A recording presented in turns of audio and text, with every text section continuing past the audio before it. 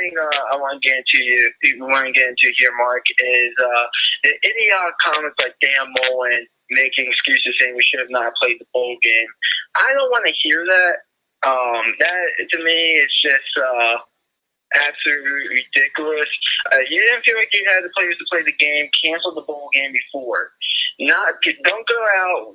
Get ran out the building by Oklahoma 55-20, and then turn around during the press conference and say, "Oh, well, we didn't really have the players. We should probably not play the bowl game."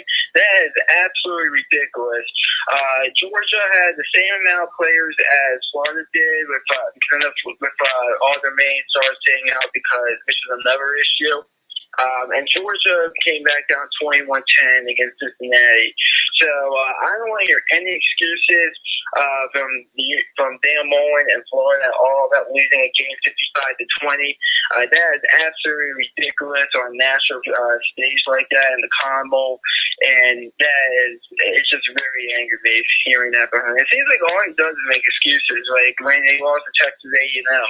Oh, the governor allowed says we can have 100% fan capacity. We need to have that because Texas A&M had like 50% fan capacity. It's just absolutely ridiculous. Dan Mullen making excuses, and he better hope Emory Jones works out for him. Because if he doesn't really work out for him, Florida fans in the chat might not like what I'm going to say here, but they're 8-5 next year if Emory Jones doesn't work out. Our man McD calling it up, and I completely agree with him. So this is what I heard out of Dan Mullen. I'm going to have to look into this to hear within context exactly what he had to say. I just brushed by a headline that said that Dan Mullen made some kind of excuse that our last game of 2020 was 10 days ago against Alabama.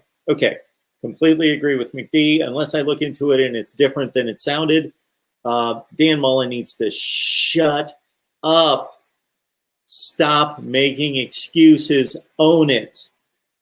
You can be honest and say, you know what? We didn't show up with our complete team from 2020. We were missing a lot of great wide receivers. Of course, Kyle Pitts in particular, Kadarius Toney, and others. We were missing these guys. We didn't have our complete team. Oklahoma, I believe, was only missing one key player, Trey Brown, one of their better cornerbacks. So they had a distinct personnel advantage. Big deal. This happens in bowl games. This is what it is. Dan Mullen, just for as many times as I've defended him on certain points, he needs to shut up. You came to the bowl game, and despite your personnel losses, which you can certainly talk about and mention, it was difficult without our receivers and without 3 or 4 starters on defense.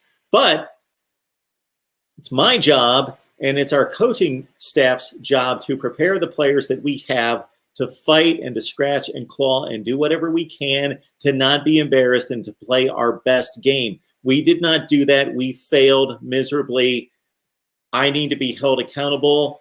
I'm telling you, it's my fault, my issue. I did not prepare our team. We did not fight. We didn't execute. We didn't game plan. We didn't prepare our team. This loss is on me. That's what a real leader does in that situation. You can acknowledge the reality of the situation. We had this many injuries. We had this many opt-outs. We're in a tough situation.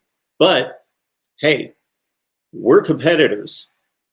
We call ourselves warriors at times. We are competitors. They're not warriors. We're competitors.